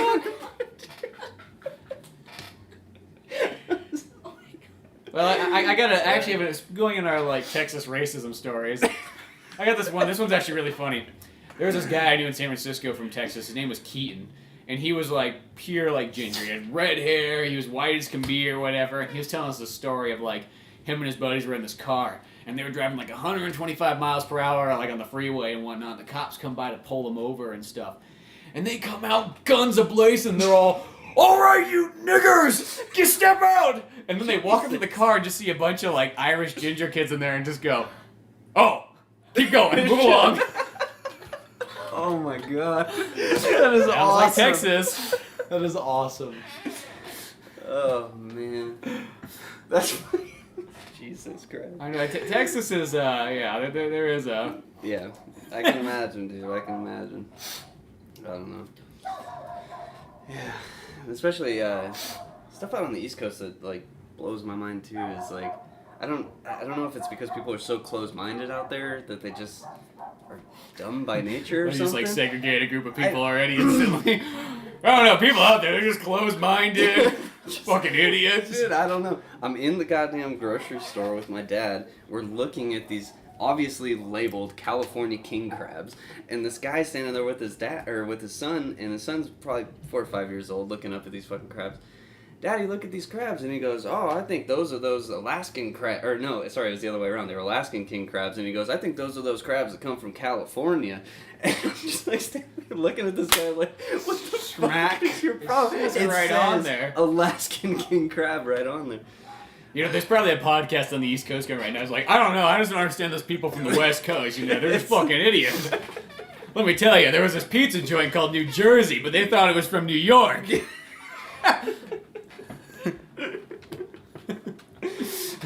Oh man, yeah. I don't know. I love California, man. I'll just put it that way. Like I've been a lot of different places. I know you do kind of go out of areas, and you kind of realize you're like, well, California's kind of got everything I need and offers. Yeah, it might come with a little bit of a price, but Yeah. That's almost like what you trade to go to other places. You lose a little bit of like culture and different things. You save a little bit of extra money though. Yeah. Yeah, trade off. Well, I don't know. I mean, I've been all over. I haven't really been international yet, but I think the coolest place to California that I've been is probably Alaska. Like going up to Kodiak Island up there, living like a fucking roughneck for a week and a half. Like that was crazy. You know, going hunting, fishing for your own shit. There's no stores, no gas stations. Yeah. Everything gets shipped to you by the ferry that comes once a week. You know. That's pretty sweet. Nobody's got a fucking car out there. Everybody's on an ATV. Everybody's got a semi-automatic rifle. You know, everybody's got a boat. Everyone's got like people are hauling their boats with their fucking ATVs, dude. It's nuts. It's just crazy to see. I don't know if I had mentioned. I think I did when we were talking about different areas, but like I was talking about with the very first time I ever saw a bald eagle, we fucking hit one on the highway. Yeah, you told me that. It's like, whoops, that's like that. I think that's a federal offense. Good thing the president didn't see me do this. Yeah, serious. But you know, it was cool to go out and do the river openings and stuff up there in the ocean and troll for salmon, whatever else. Go halibut fishing. You go out a little bit deeper and get some halibut, and you're like standing there, and all of a sudden, you're sitting there on the boat, and you just hear this noise, you know. And I look off to my right, and there's a fucking whale, dude, not but 30 yards away from the boat. Dude, just coming in and out. That was fucking awesome. But I don't know. Alaska's cool. I'd like to go visit again. I don't think I ever lived there though. I'm sure places like. You'd have to be really into living in Alaska to live in Alaska. Well, that's like a life commitment right there. That's not just like a spur of the moment idea. I'm sure there's cities like we touched down in Anchorage. And, oh yeah, there's places you can hang out. I'm sure there's some wouldn't cool be that areas different. up there. Oh god damn. Downfall is if you buy any packages though. That's the one thing I always think about is like postage and whatnot. Yeah. It's even in like Hawaii too. It's like you buy certain things like they either won't ship there or it costs you like an extra $10 to ship. We'll ship to the lower 48, but fuck Yeah. you up there. That's that. You don't think of those sort of things, but there's things like that add up. Now probably shouldn't be the thing that Yeah. determines where you want to go, but Yeah. Oh, on our flight back when we got from we went Austin to LAX and LAX SFO. Our flight from LAX SFO was the new 737, I think, the new Boeing models that are coming out. oh yeah. This fucking plane is like we walk in, we sit down, it's like 10 o'clock at night or whatever, and just everything is like illuminated with just like blue LED, dude, and it just like you walk in this thing, it looks like you're sitting in the fucking like the Enterprise, you know, like You're just like in the future. like we're looking at our like little tray tables and it says power in between seats, and I like look down in between the seats and there's a fucking power plug right there, dude, that you can just like plug your laptop right into it, or like your phone or whatever. It's just like that's badass. Dude. See, it's been so long since I've been on a plane. Like they had nothing when I was on before. It was just Yeah. like no TVs, no plug-ins. This No guy think internet. every fucking plane, dude, just has to have a zombie on it. Well, dude, I mean, for real though. Okay, planes don't just go fucking missing, for Christ's sake. There's ones that get shot out of the sky. Well, yeah, because there were zombies on it, and they had to eliminate the threat before, like, it escaped and contain it. See, are you assuming that all Malaysian flights might have an outbreak on them? Yeah. Just the one. No, but what about the second one that got shot out of the sky recently? Yeah, dude, I am assuming that one had a zombie outbreak on it. Was that also a Malaysian plane? Because that would be an extreme was. coincidence. I'm telling you, both zombie infections. Yeah, there was this plane. It was like about a week ago by now, maybe. I don't know, maybe less than that. But it was shot out of the sky over the Ukraine. So maybe the Russians knew something we didn't. Yeah, maybe. They're like, those Malaysian flights get infected. We have to take care of them. Dude, every government knows about it, dude. Okay? They're all working together to cover it up. It's the only thing the governments do together, I'm telling you. I'm thinking like more Same with aliens. more probable. Same concept. More probable, they probably just hit a slip space in time and are like 40 years behind us. Was it the Flash? Like slip space and time. It's like What, was it Langolier going so style. fast It's that it like broke the Langolier time style, barrier? dude. I like throwing loops on RJ because he gets all choked up and he doesn't know what to say. Oh, shit. You know, string. What if you were in a theory, plane though, and physics. it started just going so fast, and the speed just kept picking up until like, you just broke the time barrier. Dude, Never we dimension. just- Haven't you ever seen that atomize. movie, The Langoliers? You have, I know you Yeah. have. Stephen King's, dude. They go back in time, and they go back and they realize that everything's stale and nothing's working, but there's fucking monsters that are eating the past. It's actually a badass movie. I haven't seen it in such It's actually a long hella time. sick, dude. It's a great But- movie. I actually kind of forgot about that movie till you mentioned it. Even though I just ruined it for you. Yeah, Because you don't thanks. find out about the monsters till like 3 hours into it. Spoiler alert. Was that one of the ones that was like? Was it one of those like TV miniseries ones, No, dude. or was it a like full-on movie? Because I know a lot of those Stephen 3 King ones are hours. kind of like the I miniseries, don't like like It. this. They had the stand thing. Yeah, and the It. No, just It. I don't know, dude. Fucking, like, haven't you ever seen... Dude, a fucking outbreak happens on the plane. What the fuck do you do? You Treat make it sure like you grab that snakes on parachute a- and jump out. No, dude, you just Don't treat it radio in, is what you do. You kill that zombie and don't radio in, because then you're going to get shot out the air. Yeah, I exactly. would just treat it like snakes on a plane and just call Samuel Jackson. But what if Samuel He'll take Jackson's care not of it. there? He'll take care of it, dude. They'll airdrop him on that plane. Fuck it. It'd be sweet, dude. It'd be like an Air Force One when they're trying to like get all the passengers out towards Could you the imagine end. Samuel Jackson jumping into a plane, dude? Fucking guns a-blazing, dude, taking out zombies and shit. Yeah. Either that or Mila Jovovich. One, two. Yeah. See, there's a lot of things that could happen on a plane. 'Cause you're in that. You just Tight zone. realistically, you kick that fucker into the goddamn bathroom and you lock it. Assuming they didn't bite anybody first or drool over you or scratch anybody. Okay, well, and then what? Okay, and then you have 3 people who are we infected, but you talking kick about- this fucker. Are we talking about zombies that can bite you and I'm gonna be sick for 4 to 6 hours, or are we talking about zombies that bite you like the Rage virus and 20 days later where you're instant fucking... No, regular I'm zombies. talking like, you know, you gradually get sick, a couple hours later Okay. you die in turn. There's an emergency exit. Take that fucker out. Assuming that zombie Problem. already hasn't bit or scratched anybody. Are you But gonna, what if it's a... anybody that's got a, you think everyone's a just scratch? gonna own up like, oh yeah, me, kick me out the emergency exit, please, I got scratched. Please. Sorry. Yeah, but what if it's not even like... What if they're infected by like an airborne virus that's happened? Like somebody's case is broken open and it's now spewing out. Exactly, yeah. And the That's an whole offense. back of coach is Okay. infected by now. Now No, you're starting to make more take that back. sense. The whole first class I don't is care infected how now. the fuck it happens, alright? Point is, these planes are being, like, gone missing, deemed missing. Or when shot out of the they're not, sky. Okay? You know, and they claim, like, oh, we don't know how this happened. Bullshit, okay? You have an explanation for every other fucking plane and why it went down once you go in and you recover all the shit, but you just magically don't have one for these two? Fuck you. Oh, then this one the second one gets I'm not shut down. fooled, dude. Alright? Jesus. No. I don't know how you'd handle that situation. You'd probably just go into the fucking stratosphere and just burn up. You just, especially if you're the pilot. Dude, if a Yeah, zombie right. outbreak happened on a plane, I'm locking myself in the bathroom. Fuck it. Why would you do that? Why? I don't know, dude. Plane's gonna go down eventually. You just jump out and hope you hit water. Why don't you just grab a parachute? It's really high up there. How many commercial planes do you know have parachutes on? I don't know. I don't think many. You could wrap down like Indiana Well, Jones. I was just about to say, you pull the raft down. and fucking fly that motherfucker down an icy mountainside. No, the pilots have to have parachutes, probably, I bet. In that case, you would call Harrison Ford to come, you know, Yeah, airdropped instead of Samuel L. Jackson. Yeah, I guess. Plus, we all know that Harrison Ford can take back a plane. Yeah, exactly. Air Force exactly, One. exactly. One of the best movies I can think of. I don't know, man. I don't know what you'd do in that situation. I wonder if you could airdrop. Live? Do you think you could actually take a raft, open it up in midair, and drop God, off? no.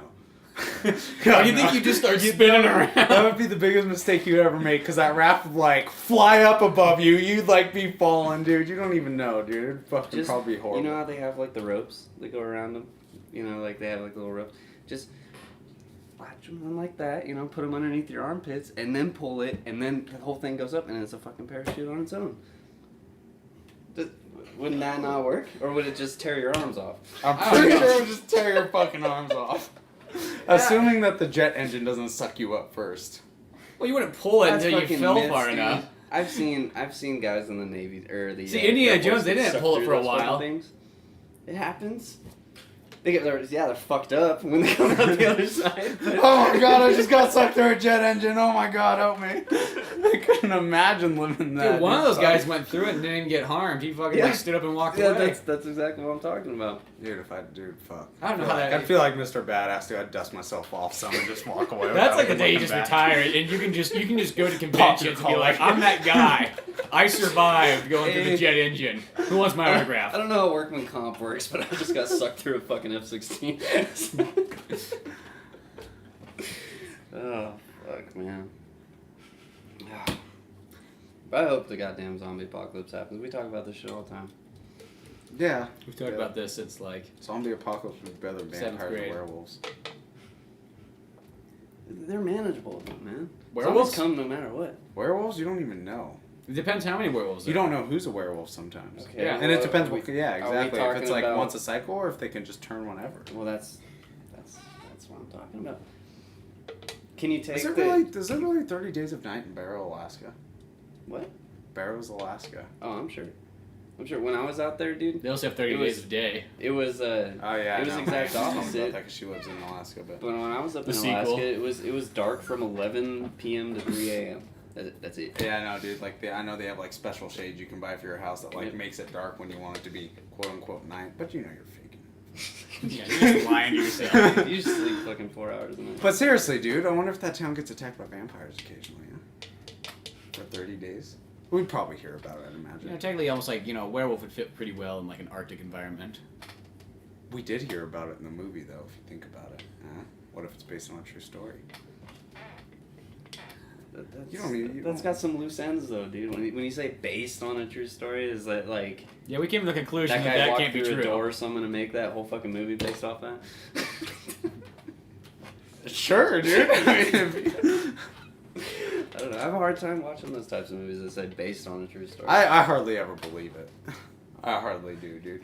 There's no way, dude. Well, they're bullshit. Wait, do you sit there when you're watching Steven Spielberg's Lincoln and go, yeah, fucking right, bullshit, Well, no, I mean, dude, there are some movies. based on a true story, like, my ass. Say Pain and Gain. Yeah. I really honestly don't believe that everything happened in that, like, everything. Yeah, well, happened that in one's kind of like, you know, Okay, no exaggerate a fucking way. bit. But Yeah, exactly. And now finding out, you know, that it is I mean, not it's still illegal to put based on a true story before a movie. You can just do it if you want your movie to sell. I mean, with Pain and Gain, Now I there's can't still believe is a real guy. Is Saving Private Ryan based on a dude. true story? Well, I guess World War II, eh? That is Yeah, a true story. that happened. Yeah, that did happen. Normandy Ouch. did happen, unless you're like one of those people that believes like the Holocaust didn't happen and stuff like that. No, which no, I'm not a conspiracy theorist, so. Holocaust didn't happen. Something cool with movies and stuff. Did you watch Sharknado? No, I never did. Okay. Dude, it's It's gotta be ridiculous. like one of the worst fucking movies. It's a ridiculous fucking concept of tornadoes that have sharks in them that kill people. It's See, like- there was a point where like those kind of movies jumped out at me. I'm like, ooh, that's original, that's creative. Yeah, my dad. Now told I'm me kind how of at that point where my it's dad like, told me- eh. My dad told me how the first one ended. I was like, that is the stupidest fucking thing I've Yeah. ever heard in my life. So, with this Sharknado, it's a sci-fi channel movie type thing. You know, I didn't even know that was actually about a tornado. I just knew there was a shark involved. I didn't know what that NATO actually was. It's a tornado. I was full of thinking like fucking North sharks, Atlantic, like treaty organization. Yeah. dude. It's a tornado with teeth. So when I was down in Simi Valley, There's sharks in the tornado, though, right? Yeah, It's not just like Yeah, no, a it's tornado not like, of teeth. Would be it's not fucking like a scary. tornado with a giant mouth and a bunch of sharp teeth or nothing. but- Like right when you're in the eye of the tornado, it It's- comes down and lands like- you. It causing eats you. fucking sharks all over the goddamn place. But anyway, when I was down in Simi Valley, I'm down there to go visit my dad, and I'm at my cousin Lisa's house. My cousin Lisa is friends, like her best friend growing up married the director of Sharknado. Mm-hmm. So the whole time I'm like down there and I'm talking to this guy and he keeps mentioning this fucking movie Sharknado over and over and over. He's got a, fucking t-shirt that has Sharknado on it. He's got a fucking towel that he got out of the pool. He was wearing a towel around his waist. That Well, Sharknado he's on really, And I'm- proud of his movie. and I'm like, that movie made a what- ton of money though. What the I know, fuck? dude. Well, because it's ridiculous. Come to find out, he was the fucking director of it, and his new movie, Sharknado 2, is coming out here on the 31st or something like that. So we gotta have a fucking movie now. We gotta watch that shit because I watched the first one. It was absolutely ridiculous, but I took a photo of the guy and I like looked him up on IMDb? Wikipedia and shit. That's fucking him. No, dude, I need to watch it, but I'm gonna need to burn one first. Yeah. There's no way I can get that movie from beginning to end, dude. Oh no, it's What are you like talking about? Like Sage or? Yeah, potpourri, you know. For a scent while we're watching the movie. Some incense, to set the mood. Get that ocean smell in there, man. See, but like sometimes I'll look at some of those like horror movie ones. And I'm just like, I don't know. It's just like I look at some of those titles. I'm like, I don't know. Who knows? They could be good, but No. Well, they the whole hour and a half movie in fucking 4 months that they filmed. I wish This one I takes wanna place tell, in New I want York. to tell you how it ends. I really do, dude, because it's like the worst fucking ending I've ever heard. Well, I've never seen it, so I don't really care. Dude, my dad says that in the end of the movie, a guy jumps through the fucking shark with a chainsaw. Yep. That's how the movie ends. Yep. So is there only one shark in this tornado? I don't No, know, I haven't no, seen it's the whole multiple. thing. It's That's what I thought. it's a tornado full of fucking sharks that's flinging them all over the place, and they're like landing on cars and eating people. I only saw. So it's like in Twister when the cows get flung Yeah, by yeah. sharks. Yeah. Kind of, yeah. Kind of just The cows aren't like interesting- eating people, but Yeah, I mean, and the cow looked scared. genuinely scared when I was flying in that tornado. That's a good movie though, Twister. It's Fucking great. I love that movie. The interesting thing about talking to that director is how astonished that he is that he made this movie that he just thought up one night, and how well it's doing. He's just like, I can't believe that they called me back for a second movie. He's like, I'm just, because it made money. That's the key. Yeah. That's the main thing in life. It doesn't really matter what you make. You can make garbage, but if it makes money, they don't care. Mhm. They're like, damn. Yep. Perfect He guy. said they spent 4 months filming, editing, putting in special effects and everything, of which 14 days were filmed in New York. They did a couple shoots down in Burbank. And the rest was just post-production, just special effects and editing and whatever else, and then We got to make better friends with this guy and get jobs. Yeah. Sharknado. Yeah, but he's got a hookup, man. He's got a whole fucking cast and crew that's working for him, and I don't know. He's a writer too for music and stuff. So he made a few of the songs that are actually in the movie. His daughter and his wife both in real life made an appearance on that movie as extras and shit, So Do you know who distributes that movie? Sci-Fi. Oh, it's Sci-Fi. You said Yeah. that. Yeah. So, but Is that where it premieres on too? Sci-Fi. Yeah. Huh. I don't know if it's going to theater.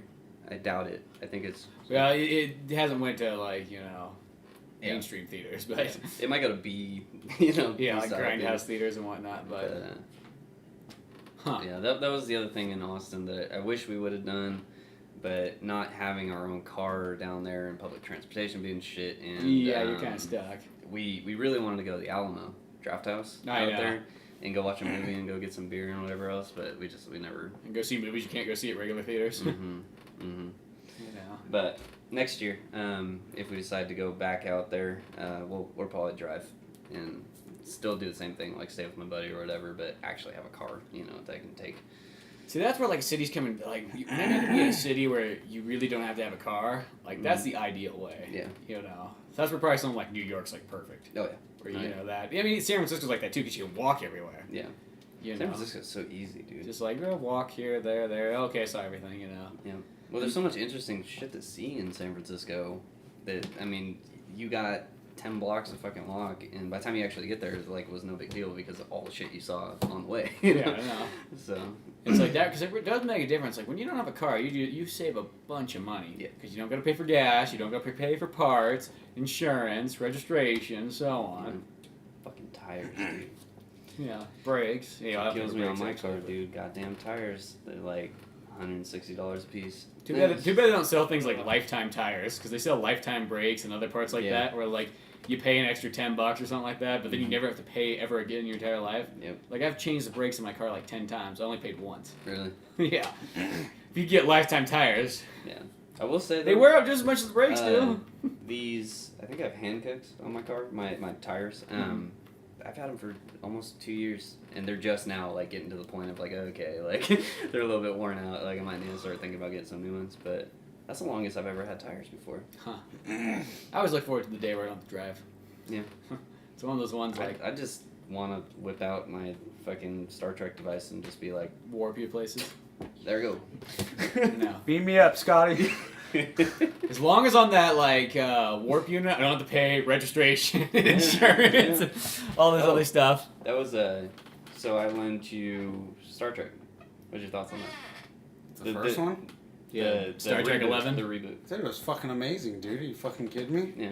I haven't talked to you about it? A little bit. You said you watched it and you wanted to talk to me. Oh my fucking god, dude. Star Trek, dude, was fucking great, dude. I was It was fucking badass.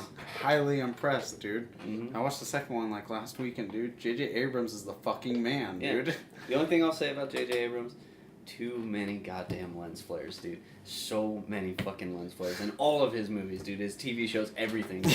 Lens flares everywhere. I feel like lens flares needs to be a natural thing. Granted, I liked the first one more than I liked the second one. I Yeah. liked the Star Trek more than Into Darkness. Yeah.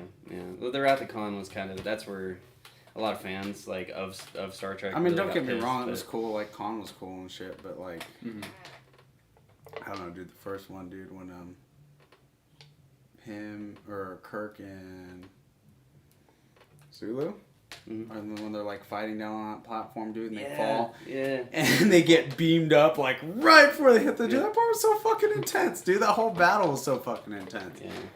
That was probably the most intense part of the movie for me, actually. But the second one was just as good. Don't get me Yeah, wrong. It was it's just- better. there was I a lot felt of too. Visually, that is an impressive movie. I felt. But good. No, I'm glad you finally watched them and liked Dude, them. that first scene, dude, like, was intense as fuck in the second one, dude. When you think Spock's in the fucking bottom of the fucking volcano, Kirk's trying to figure out a way to get him out, you're just like, what the fuck? Yeah. Really, J.J. Abrams, like, every one of his movies is actually really amazing. Because, like, I know, Mission dude. Impossible 3, that's, like, the best Mission Impossible. He did War of the Worlds, too, right? No, that's Steven Spielberg. Oh, yeah, okay. What the fuck? J.J. Abrams He did, like, did this one other movie. one I'm drawing a blank on right now, but... I just know his TV shows. Yeah, he did like Alias and Lost, really, or like the two. Lost was alright. Lost me in the end. I don't know. Once again, I'm not a big fan of live-action TV shows. That one really never looked interesting to me. That one was Yeah. good until, I don't know. Until they decided that we gotta go back to the island. I know, dude. That's exactly it. Once they get off the island, they're like, we have to go back. We're drawn to it. I'm like, this is fucking Yeah. stupid. Yeah. Well, even that show, like, the writers had no idea what was going on. They just fucking made that shit up But each you week, know, and that's what after- made it weird. After watching Star Trek, it made me, like, I was already really excited for Star Wars Episode 7. It made me way more excited for Star Wars Episode 7 because of how good of a job I thought J.J. Abrams did with Star Trek. Well, because, you know, you look at that, and it's like, he totally understood Star Trek. And then kind of, like, what was the next level to take it to. So, you know what he'll else, know the too? same thing of Star Wars. I heard J.J. Abrams was saying that he's a bigger Star Wars fan than he is a Star Trek fan. And he said with Star Trek, he really didn't want to mess anything up. But he says with Star Wars, he really, really doesn't want to fucking mess anything up. So he's going to, like, he says he's going to try, like, I imagine he'll put more into Star Wars than he did with Well, Star with Trek. with a backer like fucking Disney funding that, dude, it Well, better yeah, I be. mean, you're Like, fucking... Kevin resources Smith are stopped by unlimited. there or whatever, and on one of his podcasts, he couldn't say anything really, but he just said, like, it looks like how you want it to look. Yeah. Like, and he's like, the one cool thing, though, is that they're going back to a lot more, like, actual visual set pieces, you know, not, good, you good, know, good, taking away good. the CG section of it. I mean, obviously still CG, but there's a lot more real stuff there. Yeah. So, Good. I really Good. can't wait. That's really one of those movies, like, I'm looking really forward to Star Wars Episode 7. Mm-hmm. I know there was that clip of fucking Harrison Ford on one of those late night talk shows, and they were like, "Oh yeah, we'll give you this money if you tell us something about the new Star Wars movie." And then he's like, "Okay," so he takes the money. He's like, "I can tell you there's a new one coming out." Old crafty bastard. One thing I did want to mention, going back to RTX, while we were there, their Indiegogo campaign for their movie was just ending, I think, like Oh, during yeah. that weekend. They made So much Two- fucking money, dude. 2.4 million. I think they asked for 600,000, and Yeah. they made like 2.4 million. They said that they broke a record or something for like They're the- most money raised in a certain amount of time or something. Well, like right that. now they're on Indiegogo. They're the top movie funded, like crowd-funded movie to exist on Indiegogo. And they broke 1 million within like 50 hours or something like that. So just over That's 2 days, fucking like, insane, dude. dude. And then they like made stretch goals, you know, and shit like that. And then yeah, by the end of RTX, I think they're 2.2 or 2.4 million, something like that. I thought they said So 2.4 on their podcast. It's or probably something like 2.4. that. But That's insane. Rooster Teeth making a fucking live action full That is fucking fledged fucking movie. sick. Dude. I cannot wait, dude. That is gonna be awesome. But Yeah, that's impressive. yeah. That just shows you their crowd base, dude. Their fans are Yeah. insane out there, dude. Like, I mean, just Well, that's what you need for those, like, Kickstarter and Indiegogo. It's like, some people think that, like, they have this great idea. It's like, you can have a great idea, but you really need, you almost need fans first. mm-hmm. Like, that's kind of how that works. Yeah. But that was really awesome to see. The leader from Indiegogo actually came out on the podcast. Came out and talked for a minute and was thanking Rooster Teeth for having like amazing, you know, fan base and yada yada. Yeah, he's thinking because he's getting like Yeah. 10% of like that $2 million. I mean, look how long Whitechapel's been a band. They're just trying to kickstart their DVD, or they were just trying to Mm-hmm. kickstart their DVD and shit. And they've been a band for like I'm looking forward to getting like that 8 next year, years, man. dude. And they're just getting to the point to where they feel like they have a big enough fan base that To they do can it. go up there and try to. You know, I mean, it all depends on your goals, you know. Everyone bitches about that so much too, about bands asking for like money to help them out. It's like, dude, shut the fuck up. If you like the band, help the fuckers out, okay? Well, that's why Obviously, too. It's you like don't this stuff doesn't just understand. come out of thin air. Yeah. You know what I mean? I know, it's like, fuck, obviously you aren't going to shows and buying their fucking CDs, which is exactly why they're needing to ask for the money in the first place, you douche. Now, I could see where, like, there is always the one complaint with For real, Kickstarter and Indiegogo where when you get, like, actual, like, made celebrities and they go on there to ask for money, I can see where that kind of bothers people. Because, like, the whole point I do think of Kickstarter and Indiegogo, it's supposed to be independent kind of things. Yeah. So when you get somebody who's going on there going, like, who clearly could just go ask for the money from somebody higher up, Yeah. Why is he going there? Like, you know, I could see that. Well, yeah, but I mean, like, yeah. Because Kevin Smith mentioned that once, because for Clerks 3, he was going to do one of those things, and then he stopped. He's like, well, I can go talk to Miramax. I can go talk to a lot of these guys and, like, the Weinsteins and just get the money from them. Why would I, you know, take that advantage away from, like, the independent artists? Yeah. So, I can see where that goes. You know, but then there is always that kind of section, like, you know, is Whitechapel in that next level yet, or are they still in enough of an independent world where they can still go out there and ask? I think there's still all enough. of deathcore and death metal's in the independent. If the Rolling Stones went on there and asked for money, that's where you'd be like, what the fuck? Yeah. Or even if Metallica or something like that. I mean, like bands like that, dude, or like I don't know. But yeah, obviously bands that don't need the money. And a lot of times people kind of forget, it's not like when they ask for money, it's not like they're good at taking a fucking pocket in. I know, exactly. I don't know. A lot of these like death metal bands, like they make their money off the t-shirts they sell at the shows. So. And you know, and like a lot of times, like those campaigns, like kind of like the way they work, it's a way just to kind of sell your CD, sell your t-shirts, sell your stickers, because that's all the gifts you're giving away. And then hopefully you'll make a little bit of extra income to kind of go towards either a live video or the next CD. A lot of it I look at like GameStop does with pre-ordering. You know, it's like if you throw up a campaign like that, like say our band, for example, let's put up an Indiegogo campaign for $5,000. That'll get you a CD, it'll get you a t-shirt, and that'll give us enough resources to be able to like plan out how many people would actually want something like that. And essentially like the money that we're getting, you know, we can use that as a tool to be like, okay, we need to order X amount of shirts, we need to order X amount of CDs and things like that. So that gives you like a good idea of like your crowd. But going back to the you know, people that don't fucking need it, that's where it pisses me off, you know, like once you start seeing celebrities start using them, then you're like, it's almost taking away the whole point of this website. See, we should do one for like $1,000. Yeah, because I did one Kickstarter once for $1,000. We made $1,200 on it. Really? And put it towards like some music and whatnot. We should, man. We absolutely should. It's kind of a good way just to get, like, as I said, it's almost a good way just to get some CDs and T-shirts and whatnot out there. But I think there's a big enough fan bases that you could like point that out to people and be like, you know, and it's almost a way to get some stickers. Yeah. You know, you can put it towards the next album. Yeah. The only thing that's concerning about using tools like that is just like if you don't deliver. And nowhere on Kickstarter or Indiegogo does it say like you have. I mean, like if you say you're gonna utilize this service, like you have to deliver to your fans or whatever, you know, or your backers. It's just not hitting that mark, I guess, is what concerns me. Well, if you don't hit the mark, though, it just ends. That's it. So, like, say like you're doing like $1,000, because I always tell people when they come up to start those Kickstarters, I think I like, I was thinking about $5,000. I'm like, shoot for $1,000 first, because the chances are you're not going to get that $5,000. That's asking quite a bit. And then if you get one successful project, well, then go to $2,000 next. You know what I mean? So, but if you only get the $500, then nothing happens. That's it. Yeah. So that's the upside. And then like it's not like, you can make it so that like the prizes come out like a month later. So it gives you all this time to get them all organized and whatnot. Shit. Nobody really expects you to like. It's not like they bought an item; they expect it to be shipped the day it's done. Yeah. I want it now. Yeah. Well, that Whitechapel one when they got their DVD and they got I bought the $100 one, and like I bought that shit probably like 4 or 5 months ago at this point, and that's not going to be shipped until they said the earliest is like March 2015.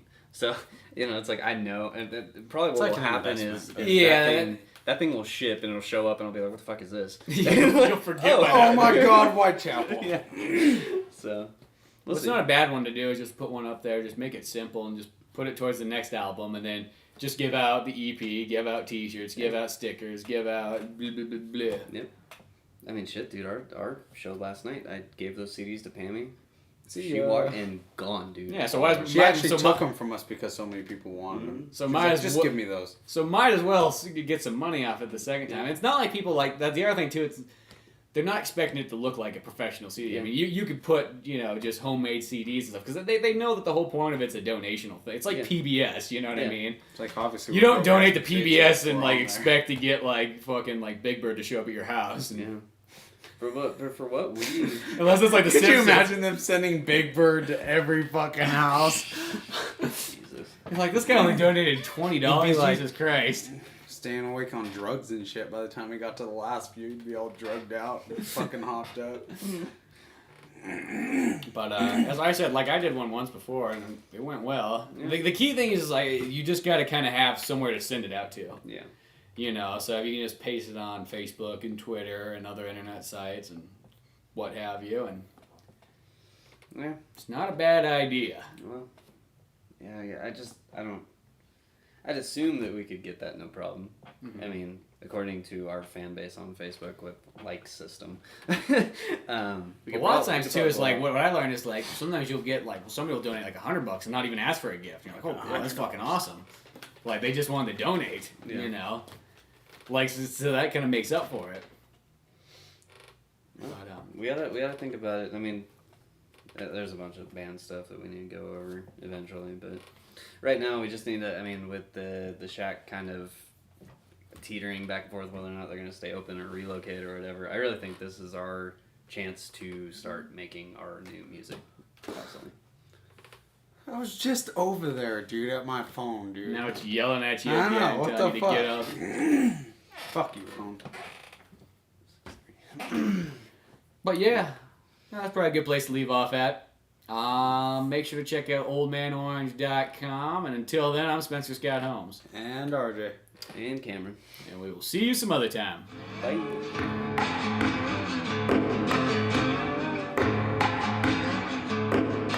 Thanks for listening to the Old Man Orange podcast. Check out our website at oldmanorange.com for even more podcasts, cartoons, videos, music, and more. Send us an email at oldmanorangepodcast@yahoo.com. Be sure to subscribe, share, rate, and review us on iTunes, Podomatic, or any of the other fine sites we might be located on. And if you want to help out even more, click on the Amazon or GameStop links on our webpage before you make any purchases there. It won't cost you a penny, but it sends us a little something our way. Thanks again, and tune in next week for more Old Man Orange Podcast.